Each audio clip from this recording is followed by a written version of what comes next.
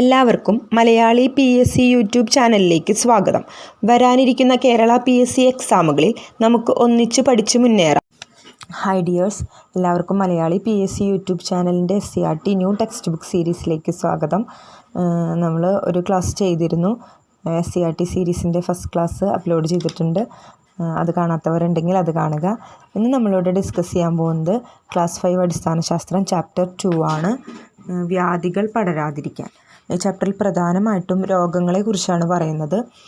രോഗങ്ങൾ, രോഗകാരികൾ, രോഗാണുവാഹകർ, രോഗങ്ങളുടെ നിയന്ത്രണം, പിന്നെ രോഗപ്രതിരോധ ശേഷി എന്നിവയാണ് ഈ ചാപ്റ്ററിൽ പ്രധാനമായിട്ട് നോക്കാൻ പോകുന്ന ഏരിയാസ്.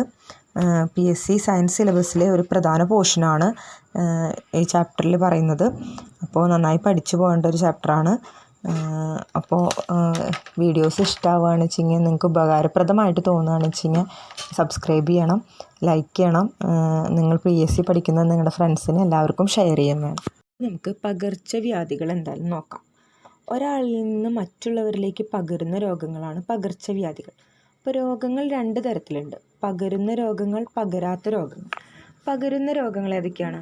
ഡെങ്കിപ്പനി, മഞ്ഞപ്പിത്തം, ചെങ്കണ്ണ്, ക്ഷയം, മീസിൽസ്, ഇതെല്ലാം പകരുന്ന രോഗങ്ങളാണ്. ഇനി പകരാത്ത രോഗങ്ങളുണ്ട്. ഏതൊക്കെയാണ്? ക്യാൻസർ, പ്രമേഹം, ഹൃദ്രോഗങ്ങൾ, കിഡ്നി സ്റ്റോൺ, തിമിരം, ഇതെല്ലാം എന്താണ്? പകരാത്ത രോഗങ്ങളാണ്. അപ്പോൾ ഒരാളിൽ നിന്ന് മറ്റുള്ളവരിലേക്ക് പകരുന്ന രോഗങ്ങളാണ് പകർച്ചവ്യാധികൾ, കമ്മ്യൂണിക്കബിൾ ഡിസീസസ്. ഇനി ഈ പകർച്ചവ്യാധികൾ തന്നെ മറ്റു രാജ്യങ്ങളിലേക്കോ ഭൂഖണ്ഡങ്ങളിലേക്കോ വ്യാപിക്കുകയും നിരവധി ആളുകളെ ബാധിക്കുകയും ചെയ്താൽ അതിനെ മഹാമാരി എന്ന് പറയുന്നു. അപ്പോൾ നമ്മൾ അതിജീവിച്ച ചില മഹാമാരികളുണ്ട്. അതാണ് വസൂരി, ക്ഷയം, പ്ലേഗ്, COVID-19 തുടങ്ങിയവ. നമുക്ക് രോഗകാരികളെ കുറിച്ചാണ് പഠിക്കാനുള്ളത്. രോഗകാരികൾ എന്ന് പറഞ്ഞാൽ പകർച്ചവ്യാധികൾക്ക് കാരണമാകുന്ന സൂക്ഷ്മജീവികളാണ് രോഗകാരികൾ. ഉദാഹരണത്തിന് ബാക്ടീരിയ, വൈറസ്, ഫംഗസ്, ഇതെല്ലാം രോഗകാരികളുടെ വിഭാഗത്തിൽ പെടുന്നു. ഈ സൂക്ഷ്മജീവികളെല്ലാം നമുക്ക് രോഗം ഉണ്ടാക്കുന്നത് മാത്രമല്ല, നമുക്ക് ഉപകാരികളായ ഒട്ടനേകം ബാക്ടീരിയകളുണ്ട്. ഉദാഹരണത്തിന് നമ്മുടെ ആഹാരത്തിൻ്റെ ദഹനത്തിനും ആഗിരണത്തിനും എല്ലാം അവ സഹായിക്കുന്നുണ്ട്. അതുപോലെ സൂക്ഷ്മജീവികൾ നമുക്ക് ഉപകാരപ്രദമാകുന്ന നിരവധി സന്ദർഭങ്ങളുണ്ട്. അരിമാവ് പുളിപ്പിക്കൽ, അന്തരീക്ഷ നൈട്രജനെ സസ്യങ്ങൾക്ക് ഉപയോഗിക്കാവുന്ന രീതിയിൽ ലവണങ്ങളാക്കിയിട്ട് മണ്ണിൽ ചേർക്കുന്നത്, പാലുൽപ്പന്നങ്ങൾ, തുകൽ ഇവയുടെയൊക്കെ വ്യവസായങ്ങളിൽ ഉപയോഗിക്കുന്നു, ചികിത്സാ രംഗങ്ങളിൽ ഉപയോഗിക്കുന്നു. ഇതെല്ലാം സൂക്ഷ്മജീവികളിൽ നമുക്ക് ഉപകാരപ്രദമായി രീതിയിൽ ഉപയോഗിക്കാവുന്ന സന്ദർഭങ്ങളാണ്. ഇനി നമുക്ക് ഫംഗസുകളെ കുറിച്ചിട്ട് പഠിക്കുന്നത്. അതായത് റൊട്ടി, പൂപ്പൽ, കരിമ്പൻ, ഇങ്ങനെയുള്ള നമ്മുടെ ചെറിയ പ്രശ്നങ്ങളാണ് ഈ റൊട്ടിയിൽ പൂപ്പൽ വരുന്നത്, അതായത് കരിമ്പൻ വരുന്നത് നമ്മുടെ ഡ്രസ്സുകളിലൊക്കെ. അതൊക്കെ മനുഷ്യന് രോഗമുണ്ടാക്കുന്ന സൂക്ഷ്മജീവികളായ ഫംഗസുകളാണ്. ഫംഗസുകളുടെ ചില ടൈപ്പുകളാണ് കാൻഡിഡ, ക്രിപ്റ്റോകോക്കസ്, ഹിസ്റ്റോപ്ലാസ്മ, ഇവയെല്ലാം. കാൻഡിഡ, ക്രിപ്റ്റോകോക്കസ്, ഹിസ്റ്റോപ്ലാസ്മ ഫംഗസ് വിഭാഗത്തിൽ പെടുന്നവയാണ്. അതുപോലെ നമ്മൾ ഭക്ഷണമാക്കുന്ന കൂണ് ഈ ഫംഗസ് വിഭാഗത്തിൽ പെടുന്നതാണ്.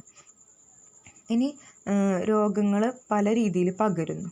ഈ പകർത്തുന്ന ആ ഒരു വിഭാഗത്തിനെയാണ് നമ്മൾ രോഗാണുവാഹകർ എന്ന് പറയുന്നത്, വെക്റ്റേഴ്സ് എന്നാണ് പറയുന്നത്. അപ്പോൾ നമ്മൾ രോഗകാരികൾ എന്ന് പറഞ്ഞാൽ രോഗത്തിന് കാരണമാകുന്നതാണ്, പകർച്ചവ്യാധികൾക്ക് കാരണമാകുന്നതാണ്.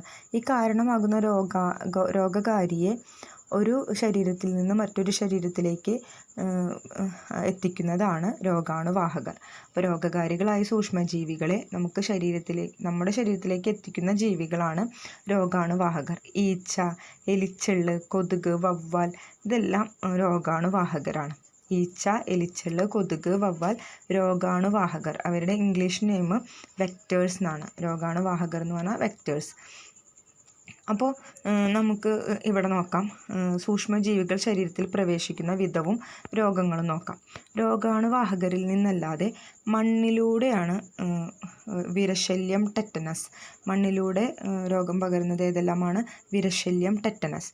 വായുവിലൂടെ പകരുന്നതാണ് ക്ഷയം, ചിക്കൻ പോക്സ്. ഇനി ജലവും ഭക്ഷണവും വഴി ടൈഫോയിഡ്, മഞ്ഞപ്പിത്തം. അപ്പോൾ ഒരു പ്രാവശ്യം കൂടി പറയാം. രോഗാണുവാഹകരിൽ നിന്നല്ലാതെ ഏതൊക്കെ രീതിയിൽ നമുക്ക് രോഗങ്ങൾ വരാം? മണ്ണിലൂടെ വരാം, വായുവിലൂടെ വരാം, ജലവും ഭക്ഷണവും വഴി വരാം. മണ്ണിലൂടെ പകരുന്ന രോഗങ്ങളാണ് വിരശല്യം, ടെറ്റനസ്. വായുവിലൂടെ പകരുന്നത് ക്ഷയം, ചിക്കൻ പോക്സ്. ഇനി ജലവും ഭക്ഷണവും വഴി വരുന്നതാണ് ടൈഫോയിഡ്, മഞ്ഞപ്പിത്തം എന്നിവ. ഇനി രോഗാണുവാഹകരിൽ നിന്ന്, അപ്പോൾ രോഗാണുവാഹകർ ഏതെല്ലാമാണ്? കൊതുക്, ഈച്ച, മനുഷ്യർ, പക്ഷികൾ. ഇതിലേത് വേണമെങ്കിലും രോഗാണുവാഹകരാവാം. ഈ കൊതുകിലൂടെ പകരുന്ന രോഗമാണ് ഡെങ്കിപ്പനി, മലേറിയ, ചിക്കുൻ ഗുനിയ. ഏതൊക്കെയാണ് കൊതുക് പരത്തുന്ന രോഗങ്ങൾ? ഏതൊക്കെയാണ്? ധാരാളം രോഗങ്ങളുണ്ട്. അപ്പോൾ നമ്മൾ കുറച്ച് മാത്രമേ പഠിക്കുന്നുള്ളൂ. കൊതുക്, മലേറിയ, ചിക്കുൻ ഗുനിയ ഇതെല്ലാം കൊതുക് പരത്തുന്ന രോഗങ്ങളാണ്. ഡെങ്കിപ്പനി, മലേറിയ, ചിക്കുൻ ഗുനിയ. ഇനി ഈച്ച പടർത്തുന്ന രോഗങ്ങളാണ് കോളറ, അതിസാരം. ഇനി മനുഷ്യർ വഴി പകരുന്നതാണ് കുഷ്ഠം, ചെങ്കണ്ണ്. സമ്പർക്കം മുഖേനയൊക്കെ വരുന്ന രോഗങ്ങളാണ് കുഷ്ഠം, ചെങ്കണ്ണ് എന്നിവ. ഇനി പക്ഷികൾ പകർത്തുന്ന രോഗമാണ് പക്ഷിപ്പനി. അപ്പോൾ രോഗങ്ങൾ പകരുന്നത് വ്യത്യസ്ത മാർഗങ്ങളിലൂടെയാണ്. അതിന് കാരണമാകുന്നത് രോഗാണുവാഹകരാണെന്ന് പറഞ്ഞു. ഇനി നമ്മളുടെ പരിസരം മലിനമാകുന്ന സാഹചര്യങ്ങളാണ് പറയുന്നത്. രോഗാണുവാഹകർ പെരുകുന്ന കുറച്ച് സാഹചര്യങ്ങൾ ഇവിടെ കൊടുത്തിട്ടുണ്ട്. ഈച്ച പെരുകുന്ന സാഹചര്യങ്ങൾ എന്താ? കുറേ അധികം മാലിന്യങ്ങൾ കൂടിക്കിടക്കുന്നിടത്ത് ഈച്ചകൾ മുട്ടയിട്ട് പെരുകുന്നു. കൊതുകാണ് വെച്ചാൽ പ്ലാസ്റ്റിക് കവറുകളിലും മുട്ടത്തോടുകളിലും ടയറിലും കുപ്പികളിലൊക്കെ കെട്ടിക്കിടക്കുന്ന ജലത്തിൽ കൊതുക് മുട്ടയിട്ട് വളരുന്നു. ഇനി എലി എങ്ങനെയാണ് പകരുന്നത്? അവശിഷ്ടങ്ങൾ, മാലിന്യങ്ങൾ നിറഞ്ഞെടുത്ത് അങ്ങനെയുള്ള സ്ഥലങ്ങളിലാണ് ആ ഒരു ചുറ്റുപാടിൽ എലികൾ പെരുകുന്നു. അപ്പോൾ നമുക്ക് ഇനി ഓരോ രോഗാണുവാഹകരെ നിയന്ത്രിക്കാനായിട്ട് നമുക്ക് ഡ്രൈ ഡേ ആചരിക്കാം. പുല്ല് നിറഞ്ഞ പ്രദേശങ്ങൾ ഒഴിവാക്കാം. പിന്നെ നമുക്ക് ഓടയെല്ലാം മൂടി വയ്ക്കാം, വൃത്തിയായിട്ട് സൂക്ഷിക്കാം ഓട. അങ്ങനെയെല്ലാം ചെയ്തു കഴിഞ്ഞാൽ വെള്ളം കെട്ടിക്കിടക്കുന്നത് ഒഴിവാക്കാം. പിന്നെ അതുപോലെ തന്നെ ഓടകൾ ശുചീകരിക്കുക. ഇതെല്ലാം ചെയ്തു കഴിഞ്ഞാൽ കൊതുകിനെ നമുക്ക് ഇല്ലാതാക്കാം. കൊതുക് വളരാനുള്ള ഒരു സാഹചര്യം ഇല്ലാതാക്കാം. അതുപോലെ തന്നെ കൊതുകടി ഏൽക്കാതിരിക്കാനുള്ള മുൻകരുതലുകൾ എന്തെല്ലാമാണ്? സന്ധ്യാസമയത്ത് വാതിലും ജനലും അടച്ചിടുക, കൊതുക് വല ഉപയോഗിക്കുക, കൊതുക് ബാറ്റ് ഉപയോഗിക്കുക, കൊതുകിനെ പുകയ്ക്കുക. ഇതെല്ലാം ചെയ്തു കഴിഞ്ഞാൽ നമുക്ക് കൊതുകടി ഏൽക്കാതിരിക്കാൻ പറ്റും. ഇനി നമുക്ക് രോഗങ്ങൾ വരാതിരിക്കാൻ ശ്രദ്ധിക്കേണ്ട കാര്യങ്ങൾ നോക്കാം. അതായത് ആഹാരത്തിലൂടെയും ജലത്തിലൂടെയും പകരുന്ന രോഗങ്ങളുണ്ട്. അതെങ്ങനെയെല്ലാം വരാതിരിക്കാം? ഏതൊക്കെയാണ് ആഹാരത്തിലൂടെയും ജലത്തിലൂടെയും പകരുന്ന രോഗങ്ങൾ? ഏതൊക്കെയാണ്? മഞ്ഞപ്പിത്തം, അതെല്ലാം ജലത്തിലൂടെ ഭക്ഷണത്തിലൂടെയൊക്കെ പകരുന്ന രോഗങ്ങളിൽ നമ്മൾ പഠിച്ചു. പഴങ്ങളും പച്ചക്കറികളും കഴുകി മാത്രം ഉപയോഗിക്കുക. ഭക്ഷണ സാധനങ്ങൾ അടച്ചു സൂക്ഷിക്കുക. തിളപ്പിച്ചാറിയ വെള്ളം കുടിക്കുക. ഇനി വായുവിലൂടെയും സമ്പർക്കത്തിലൂടെയും പകരുന്ന രോഗങ്ങളുണ്ട്. അവ രോഗിയുമായിട്ടുള്ള സമ്പർക്കം ഒഴിവാക്കുക. രോഗിയുടെ തൂവാല, വസ്ത്രങ്ങൾ മുതലായവ ഉപയോഗിക്കാതിരിക്കുക. മാസ്ക് ഉപയോഗിക്കുക. വ്യക്തിശുചിത്വം പാലിക്കുക. ഇതെല്ലാം ചെയ്താൽ നമുക്ക് വായുവിലൂടെയും സമ്പർക്കത്തിലൂടെയും പകരുന്ന രോഗങ്ങൾ ഇല്ലാതാക്കാം. മണ്ണിലൂടെയും മലിനജലത്തിലൂടെയും പകരുന്ന രോഗങ്ങൾ ഇല്ലാതാക്കാൻ നമുക്ക് എന്താ ചെയ്യാൻ കഴിയുക? ചെരുപ്പ് ഉപയോഗിക്കുക. ശരീരത്തിലെ മുറിവുകൾ മലിനജലവുമായിട്ട് സമ്പർക്കത്തിൽ വരാതെ സൂക്ഷിക്കുക. മണ്ണും ചെളിയും പുരണ്ടാൽ കൈകാലുകൾ സോപ്പിട്ട് കഴുകുക. അപ്പോൾ നിങ്ങളെല്ലാവരും ഒന്ന് പോസ് ചെയ്തിട്ട് വായിച്ച് നോക്കിയാൽ നിങ്ങൾക്ക് എല്ലാവർക്കും മനസ്സിലാവും എന്തൊക്കെയാണ് നമുക്ക് ചെയ്യാൻ കഴിയുകയാണ്. ഇനി പകർച്ചവ്യാധികൾ മനുഷ്യനെ മാത്രമാണോ ബാധിക്കുന്നത്? അല്ല. പകർച്ചവ്യാധികൾ മൃഗങ്ങളെയും പക്ഷികളെയും അതുപോലെ സസ്യങ്ങളെയും എല്ലാം ബാധിക്കും. ജന്തുക്കളെ ബാധിക്കുന്നത് കന്നുകാലികളിലെ കുളമ്പ് രോഗം, നായ, പൂച്ച എന്നിവയിലെ പേവിഷബാധ, പിന്നെ പശു, ആട് ഇവയിലൊക്കെ ആന്ത്രാക്സ്, അതുപോലെ പക്ഷികളിലെ പക്ഷിപ്പനി. ഇതെല്ലാം എന്താണ്? ജന്തുക്കളെ ബാധിക്കുന്ന രോഗങ്ങളാണ്.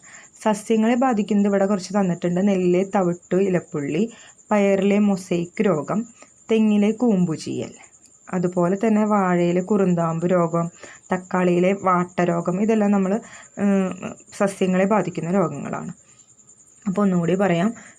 പകർച്ചവ്യാധികൾ മനുഷ്യനെ മാത്രമല്ല ബാധിക്കുന്നത്, ജന്തുക്കളെ ബാധിക്കുന്ന പകർച്ചവ്യാധികളുണ്ട്. കന്നുകാലികളിലെ കുളമ്പ് രോഗം, നായ, പൂച്ച ഇവയിലെ പേവിഷബാധ, പശു, ആട് എന്നിവയെ ബാധിക്കുന്ന ആന്ത്രാക്സ്, പക്ഷികളെ ബാധിക്കുന്ന പക്ഷിപ്പനി. ഇവയെല്ലാം ജന്തുക്കളെ ബാധിക്കുന്ന രോഗങ്ങളാണ്.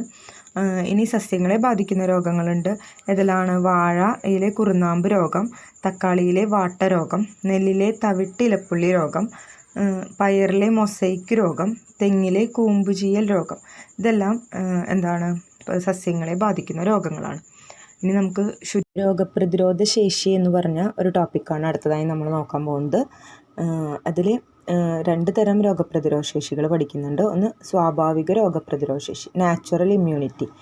പിന്നൊന്ന് ആർജിത രോഗപ്രതിരോധ ശേഷി, അതായത് അക്വയേർഡ് ഇമ്മ്യൂണിറ്റി. രോഗാണുക്കൾ ശരീരത്തിൽ പ്രവേശിച്ചാൽ അവയെ നിയന്ത്രിക്കാനും ചെറുത്തു നിൽക്കാനുമുള്ള കഴിവ് സ്വാഭാവികമായിട്ട് നമ്മുടെ ശരീരത്തിനുണ്ട്. ഇതിന് സ്വാഭാവിക രോഗപ്രതിരോധ ശേഷി എന്ന് പറയുന്നു. പോളിയോ, ഹെപ്പറ്റൈറ്റിസ് ബി തുടങ്ങിയ ചില പകർച്ചവ്യാധികൾക്കെതിരെ സ്വാഭാവികമായ പ്രതിരോധശേഷി ഉണ്ടാക്കാൻ ശരീരത്തിന് സാധിക്കാറില്ല. ഇത്തരം രോഗങ്ങൾ വരാതിരിക്കാൻ നാം പ്രതിരോധ കുത്തിവയ്പ്പുകൾ, വാക്സിനേഷൻസ് എടുക്കേണ്ടതുണ്ട്. അപ്പോൾ വാക്സിനേഷൻസ് വഴി രോഗപ്രതിരോധ ശേഷി ആർജിക്കാൻ സാധിക്കുന്നു. ഇതിന് ആർജിത രോഗപ്രതിരോധ ശേഷി എന്ന് പറയുന്നു. മനുഷ്യൻ്റെ നിലനിൽപ്പിന് തന്നെ ഭീഷണിയായ വസൂരി, പ്ലേഗ്, പോളിയോ പല മഹാമാരികളും നമ്മൾ അതിജീവിച്ചത് പ്രതിരോധ കുത്തിവയ്പ്പുകളിലൂടെയാണ്, വാക്സിനേഷനിലൂടെയാണ്. അപ്പോൾ ഒന്നാമതായിട്ട് സ്വാഭാവിക രോഗപ്രതിരോധ ശേഷി. രോഗാണുക്കൾ ശരീരത്തിൽ പ്രവേശിച്ച ശരീരം സ്വയമേവ അതിനെ ചെറുത്തു നിൽക്കുന്നു. ഇതിനെയാണ് സ്വാഭാവിക രോഗപ്രതിരോധ ശേഷി എന്ന് പറയുന്നത്. ഇനി നമ്മൾ അക്വയേർഡ് ഇമ്മ്യൂണിറ്റി അല്ലെങ്കിൽ ആർജിത രോഗപ്രതിരോധ ശേഷിയാണ് നോക്കിയത്. ചില പകർച്ചവ്യാധികൾക്കെതിരെ സ്വാഭാവിക രോഗപ്രതിരോധ ശേഷി ഉണ്ടാവില്ല. അപ്പോൾ അതിന് നമ്മൾ പ്രതിരോധ കുത്തിവയ്പ്പുകളാണ് എടുക്കേണ്ടത്, വാക്സിനേഷൻ. അപ്പോൾ വാക്സിനേഷൻ വഴി ചെറുത്ത് നിൽക്കാൻ കഴിയുന്നതിനെയാണ് നമുക്ക് ആർജിത രോഗപ്രതിരോധ ശേഷി എന്ന് പറയുന്നത്. ഇനി നമുക്ക് 16 വയസ്സിനുള്ളിൽ നിർബന്ധമായി എടുക്കേണ്ട വാക്സിനുകൾ ഏതൊക്കെയാണെന്ന് നോക്കാം. അത് ഞാൻ ഒന്ന് ക്രോഡീകരിച്ചൊരു ബോക്സ് പോലെ ആക്കിയിട്ടുണ്ട്. വാക്സിനുകൾ ജനന സമയത്ത് OPV, BCG, ഹെപ്പറ്റൈറ്റിസ് ബി എന്നിവയാണ് നമ്മൾ എടുക്കേണ്ട വാക്സിനുകൾ. 6 ആഴ്ചയിൽ OPV1, RVV1, pentavalent 1, FIPV1, PCV1 ഈ വാക്സിനുകൾ എടുക്കണം. 10ാമത്തെ ആഴ്ചയിൽ OPV2, RVV2, പെൻറ്റാവാലൻ്റ് 2. 14ാമത്തെ ആഴ്ചയിൽ OPV3, RVV3, pentavalent 3, FIPV2, PCV2 ഇതെല്ലാം എടുക്കേണ്ട വാക്സിനുകൾ. അപ്പോൾ ഒന്നുകൂടി പറയാം. ജനന സമയത്ത് OPV, BCG, ഹെപ്പറ്റൈറ്റിസ് ബി തുടങ്ങിയ വാക്സിനുകൾ എടുക്കണം. 6ാമത്തെ ആഴ്ചയിൽ OPV1, RVV1, pentavalent 1, FIPV1, PCV1 ഈ വാക്സിനുകൾ എടുക്കേണ്ടത്. 10ാമത്തെ ആഴ്ചയിൽ OPV2, RVV2, പെൻറ്റാവാലൻ്റ് 2 എന്നീ വാക്സിനുകളും. 14ാമത്തെ ആഴ്ചയിൽ OPV3, RVV3, pentavalent 3, FIPV2, PCV2 എന്നീ വാക്സിനേഷനുകൾ എടുക്കണം.